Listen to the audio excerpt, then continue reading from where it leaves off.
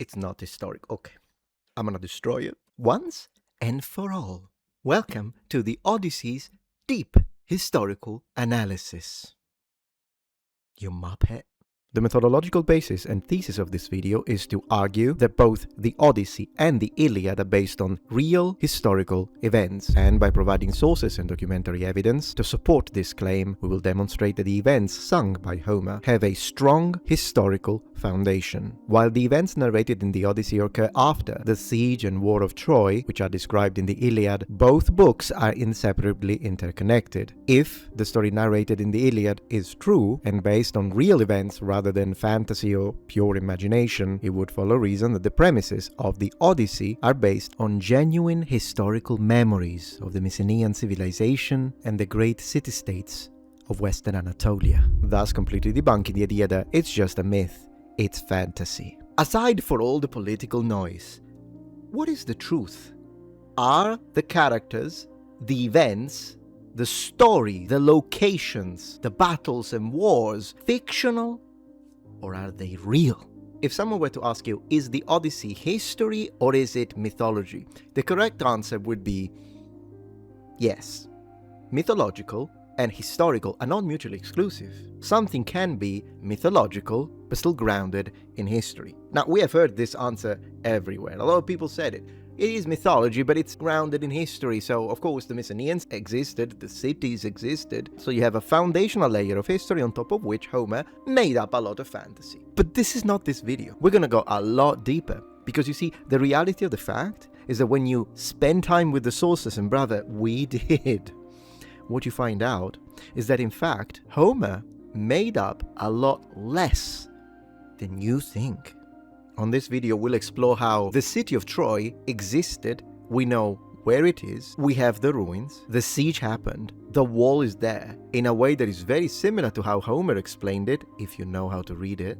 But even more so, Agamemnon and Menelaus are most likely based on real people. The betrayal of the Trojans towards the Mycenaeans is also historical, but there is more to it. We found the princess. She is real too.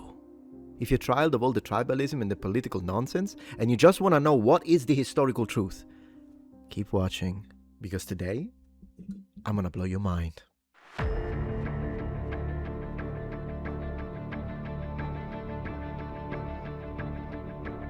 Whenever we think of the Mediterranean basin and the type of powers that controlled it, whether it be by trade or by expansionistic war, we oftentimes think of the Romans and their republic and subsequent empire. That when it comes to this story, well, this happened way before the Romans even entered the picture.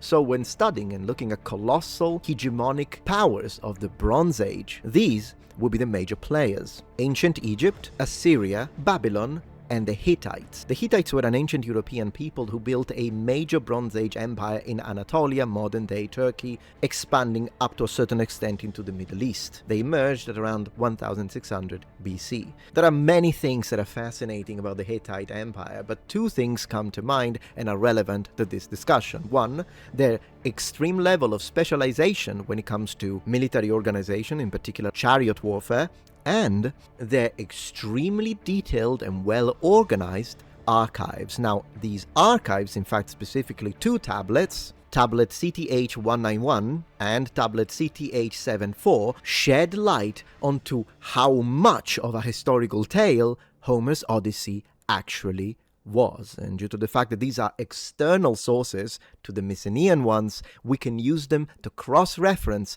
in order to get closer to the truth. Moreover, the connection is the fact that the historical inhabitants of Troy, which would be the city of Wilusa, were vassals of the Hittites. And even though they were a culturally separated reality, they were technically Luvians, and they lived on the periphery of the Hittite Empire, the Hittite Empire had a very strong influence, both culturally, economically, and militarily, with the city of historical Troy. But how do we know that Troy was real?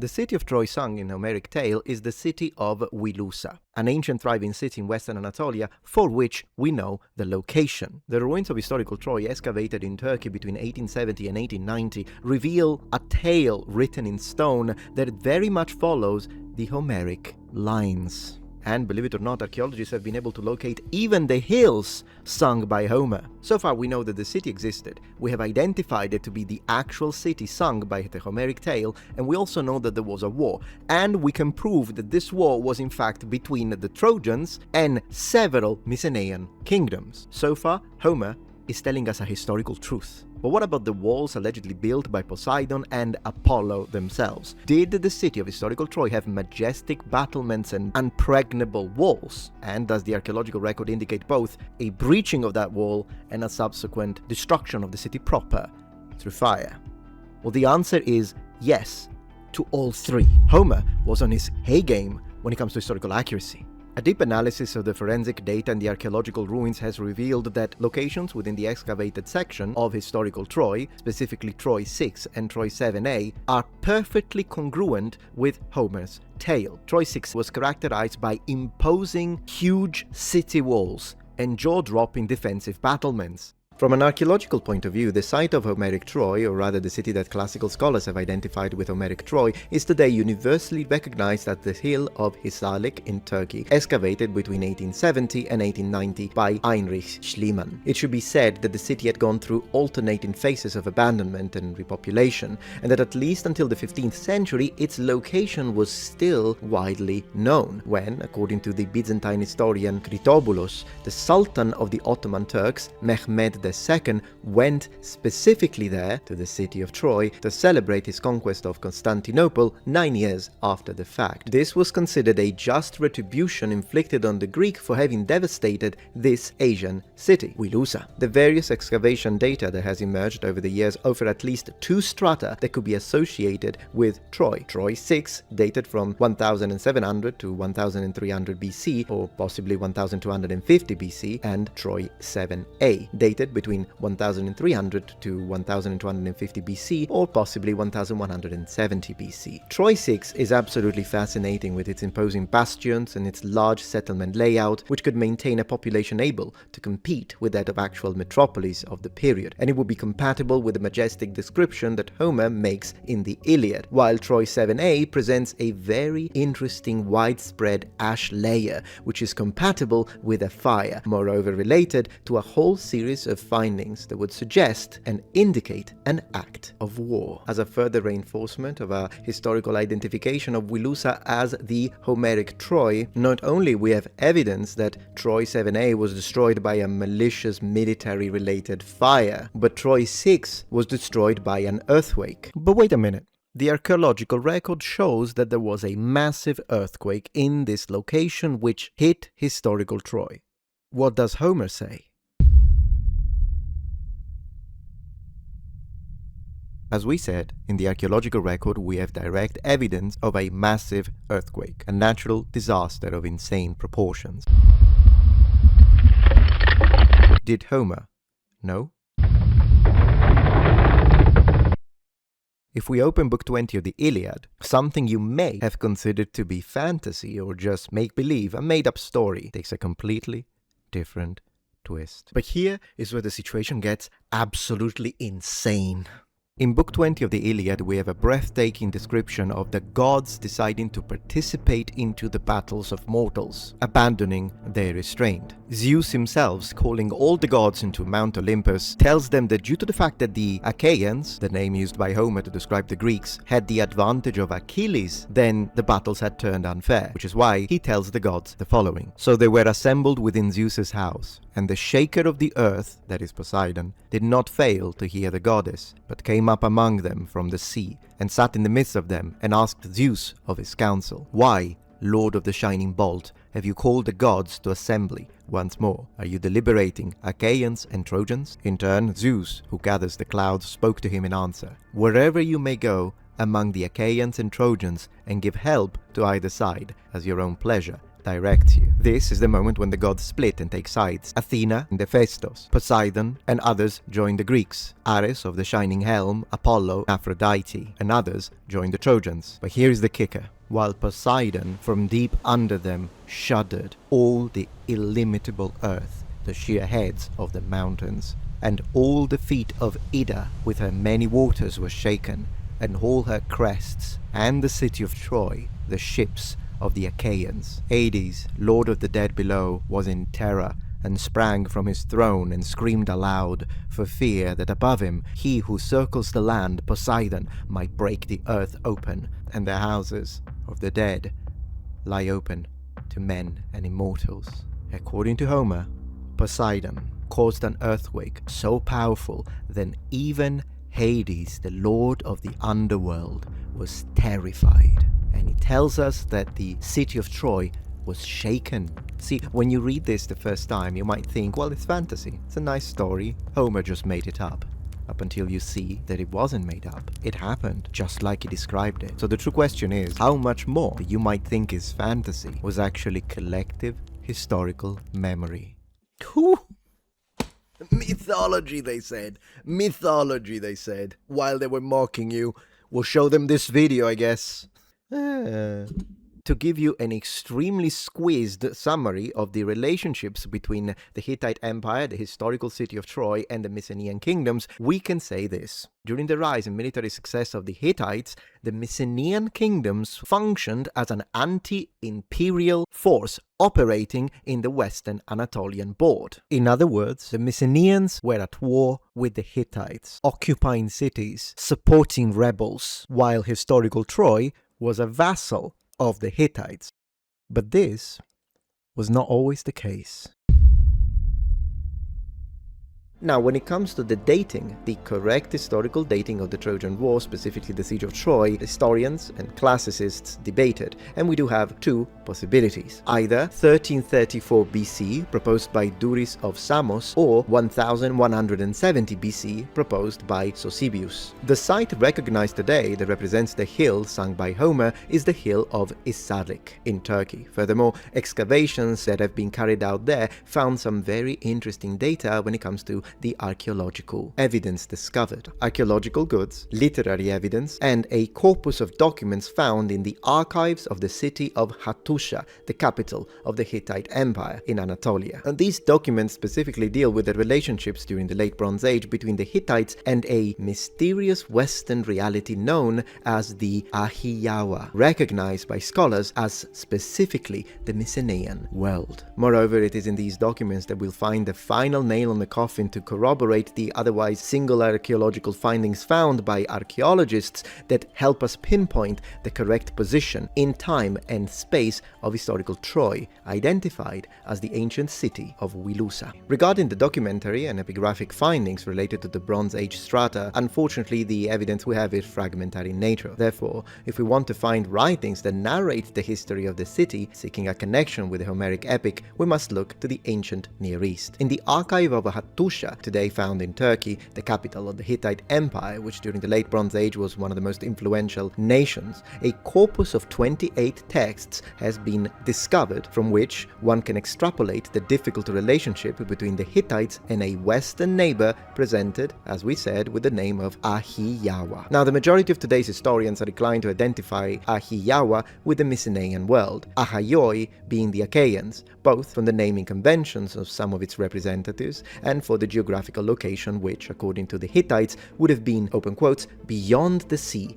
west of the islands off the Anatolian coast, close quotes. The first relations between the Hittites and the, we'll now call them Mycenaeans, dates back to 1400 BC, when reference is made of a series of Mycenaean raids against the vassals of the Hittites along the coasts of the Anatolian peninsula, and in the island of Cyprus, which were carried out by someone named Atarsia. Now, this so-called Atarsia, or Atarsia, would have arrived in Anatolia with an imposing army, and possibly 100 war chariots. And for the name, a parallel has been proposed with the Mycenaean form of the name of Atreus, the founder of Mycenae and father of Agamemnon and Menelaus, according to the myth. Furthermore, according to specialists, meaning Hittitologists, I can never pronounce that word right, this name in this language is in adjectival form, and the translation would be of Atreus. It's a possessive adjective, interestingly enough, utilized in the exact same way as the Iliad uses the term to define both Agamemnon and Menelaus, of Atreus. If Atarsia's imposing army with its hundreds of war chariots could hardly have been deployed by a single Mycenaean realm, it could be compatible with an alliance formed by different Mycenaean kingdoms, and the connection immediately runs to the catalogue that we find of ships manned by Mycenaeans mentioned in the Iliad. Now, for deeper context, simultaneous with Atarsia's expeditions in Anatolia, we can suppose that the Mycenaeans would also have cultivated excellent relationships with the so-called League of Assuwa, a confederation formed extemporaneously among 22 city-states and small kingdoms of western Anatolia, precisely to stem Hittite imperial expansion. And here is the part that is the most interesting to me. From Hittite contemporary documentations, we know that a king of Ahiyawa, so Mycenaeans, had given his daughter in marriage to a king of the Assuwa League. And moreover, during excavation at Hattusha in 1991, a sword was discovered consecrated by the Hittite king to celebrate his victory over Assuwa, the League, and this is evidently of Mycenaean workmanship. From this moment on, the Mycenaean world would be a destabilizing element regarding the Western Anatolian scenario, functioning as an anti-Hittite force to try to find its own personal space in the Anatolian chessboard. Now, why am I mentioning these 22 cities that belonged to Western Anatolia and this specific anti-Hittite league? Because two of these could be easily connected to cities that are mentioned in Homer's Iliad. According to the linguist Paul Kretschmer, the first to formulate this hypothesis, one of these city-states would be connected to the Ilios sung by Homer, which originally, according to the metric analysis, would have had a name that began with the letter gamma, and instead the city-state of Tarquisa will also find its counterpart in the region of the Troad. The geographical coordinates that can be derived from the Hittite document CTH-191 show how the location of Wilusa is largely overlapping with that of Troy excavated by Schliemann. But even though, and this is critical here, initially Wilusa had joined the Assuwa League in an anti-Hittite function, it will subsequently leave it and become a faithful vassal of the Hittite Empire. This is the beginning of the connection between Troy and the Hittite world. So much so that when in 1300 BC a new league of Luwian populations will form to oppose the Hittites once again, in this case Wilusa will not take part and will remain uninvolved. The Mycenaeans at this time will play a crucial role in these wars. The Mycenaean world throughout 1400 BC exerts a heavy political and cultural influence on coastal Anatolia. This is proven in the excavation of Hattusha, where a ceramic fragment emerged showing the depiction of a warrior who is evidently Mycenaean, and this, connected with a sword dedicated to the storm god, leads one to consider that within the armies of the Luwian rebels, we had either Mycenaean mercenaries or that they had access to some of their equipment. During the 13th century BC, the relationships between the Hittite Empire and the Mycenaeans worsen.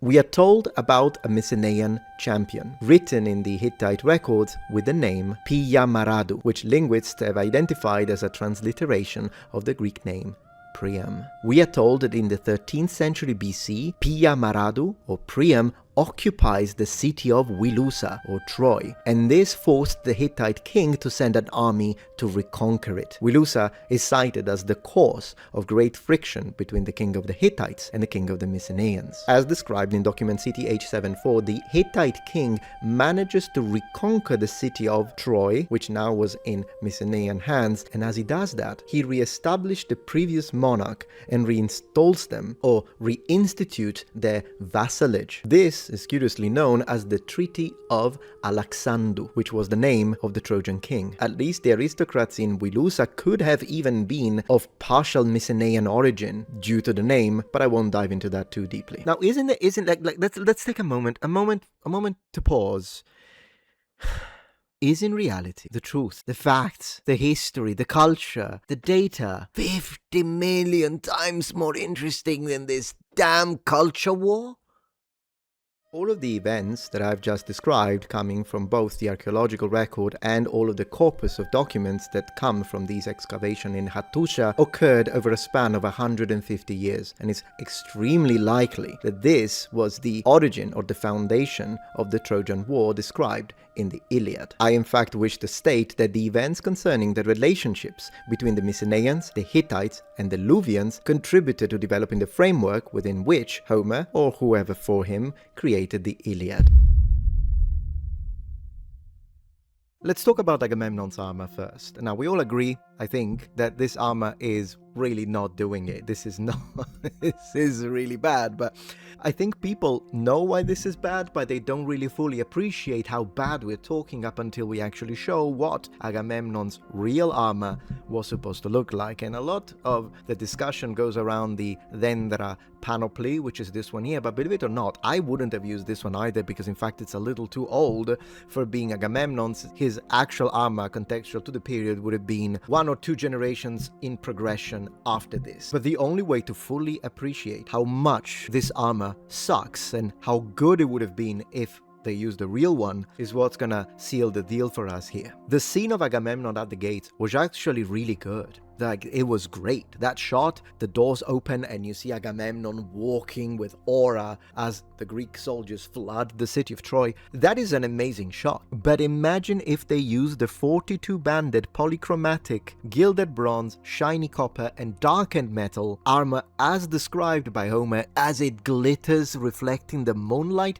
It would have been a god among men. Instead, we got Batman. So let me tell you about what his armor should have been and could have been. The Iliad itself describes Agamemnon's armor as being composed of 42 bands, 10 blackened, 12 gilded, and 20 made of copper. Imagine that for a moment. In fact, don't. Here is a representation of what that could have looked like, and then a second representation of what they could have looked like. The first one showing these segmented bands, each of these sets of segmented parts, copper, blackened bronze, and gilded bronze, being functional, or the second representation which shows some of these to be decorative in nature. Either looks better than freaking Batman, doesn't it? So, scholars debate it. Are these structural components? Are they decorative embellishments? At that point, take your pick. Now, as you know, when the trailer for Nolan's Odyssey was released, a lot of people proposed the panoply from Dendra, this armor here, as the most convincing model for Homeric warriors, which was a heavy segmented Mycenaean bronze cuirass fitted with shoulder guards and high gorget to protect the neck. Yet it's essential to note that this armor dates approximately 1450 to 1400 BC. Dendra armor then could only be associated with the early incursions from Atarsia in the peninsula, but not with the later ones which connect to the actual siege of Troy. So in reality there is a much better option, and that would be a reconstructed armor for Agamemnon based on the Homeric descriptions, which we do have. So the fact that Nolan is now trying to defend, oh, black bronze, well, hold on a minute, Homer tells us what it looks like. Another thing that I promised I would address at least quickly is this. So these are supposed to be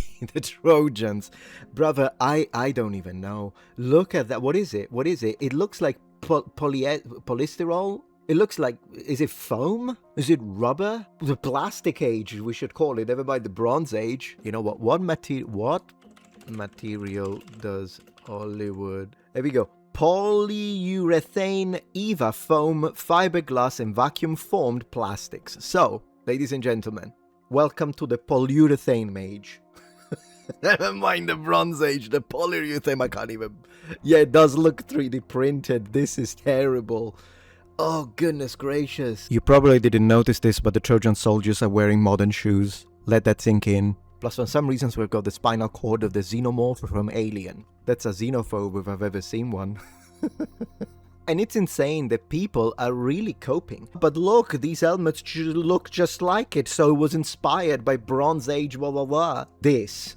Oh my gosh. Is this, if you can't see the difference. But regardless, it doesn't matter. These are Corinthians. Corinthian helmets were not invented in the Mycenaean period. Not the type of helmets that they were wearing in period. But I mean, what can you do? The cope is unreal. Christopher Nolan Archive says the magnificent costumes of the Trojan soldiers on the set of the Odyssey. So the reality is that for some reasons, Nolan fanboys, they deny reality, no critical thinking. They will state the opposite of the truth. And the truth is, And I'm going to say it, real historical armor is 50 times better than anything Hollywood has ever created in the armor department. Sue me.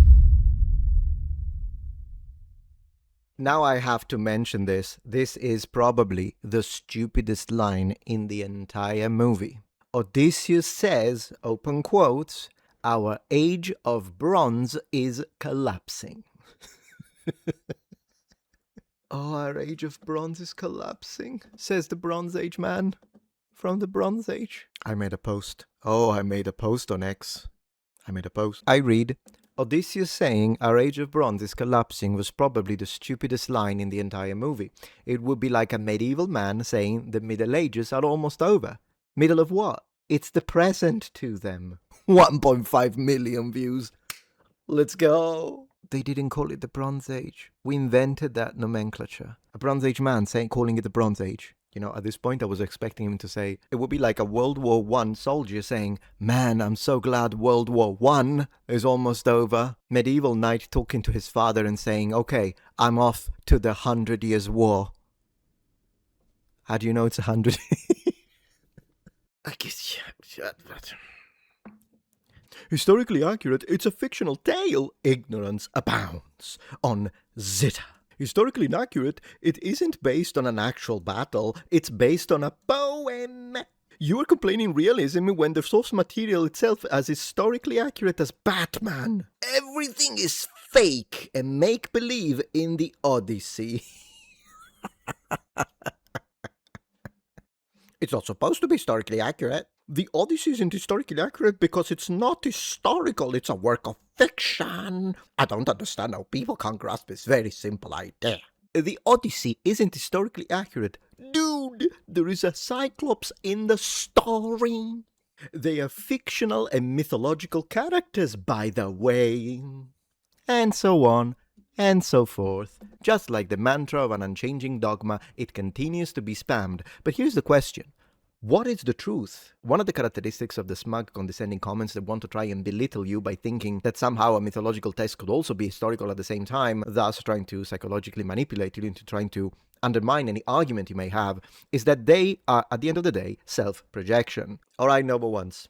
I hope that this video was interesting. As I said in the beginning, regardless of what political ideas or sides of this crazy culture war you belong to. At the end of the day, as we demonstrated, history is the most interesting thing, and facts should always have primacy over ideological positions. So the reality is that if anyone ever tells you again, it's just a myth, bro. It did not happen, bro. It did not happen, dude. These are just fictional characters. Take consolation in the fact that the reality is they're really missing out on the fun stuff.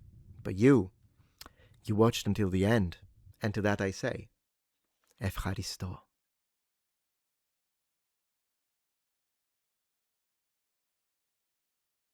So they were assembled within Zeus's house, and the shaker of the earth did not fail to hear the goddess, but came up among them from the sea, and sat in the midst of them, and asked Zeus of his counsel, "Why, Lord of the shining bolt, have you called the gods to assembly once more?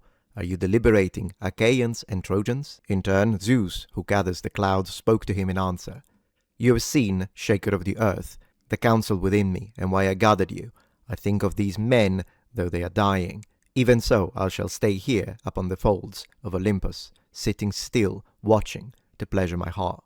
Meanwhile, all of you others go down, wherever you may go, among the Achaeans and Trojans, and give help to either side, as your own pleasure directs you." But the Trojans were taken every man in the knees, with trembling and terror, as they looked on the swift-footed son of Peleus, shining in all his armor, a man like the murderous war god. But after the Olympian merged in the men's company, strong hatred, defender of people, burst out, and Athena bellowed, standing now beside the ditch dug at the walls outside. And now again, at the thundering sea's edge, gave out her great cry, while on the other side, Ares, in the likeness of a dark storm cloud, bellowed, now from the peak of the citadel, urging the Trojans sharply on, now running beside the sweet banks of Simois. From high above, the father of the gods and men made thunder terribly, while Poseidon from deep under them shuddered all the illimitable earth, the sheer heads of the mountains. And all of the feet of Ida with her many waters were shaken, and all of her crests, and the city of Troy, the ships of the Achaeans. Hades, lord of the dead below, was in terror, and sprung from his throne and screamed aloud, for fear that above him he who circles the land, Poseidon, might break the earth open, and the houses of the dead lie open to men and immortals. Ghastly and mouldering, so the very gods shudder before them. Such was the crash that sounded as the gods came driving together in wrath. If you appreciate my content so far and wish to help ensure my ability to continue to tell it how it is, regardless of any possible backlash, please support this channel on Patreon. Any support helps me and my team of academics keep the channel strong and gives us the means to fight back against the political rewriting of history. Stand with us, form the wall, defend the truth.